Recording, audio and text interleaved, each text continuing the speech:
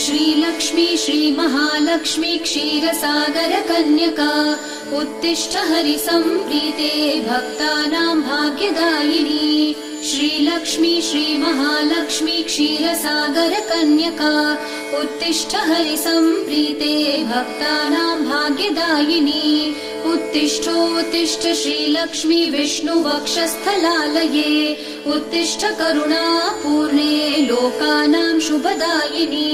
उत्तिष्ठोत्तिष्ठ श्रीलक्ष्मी विष्णुवक्षस्थलालये उत्तिष्ठ करुणापूर्णे लोकानां शुभदायिनी। श्रीपद्ममध्यवसिते वरपद्मनेत्रे श्रीपद्महस्तचिरपूजित पद्मपादे श्रीपद्मजात जननी शुभपद्मवक्त्रे श्रीलक्ष्मी भक्तवरदे तव सुप्रभातम्।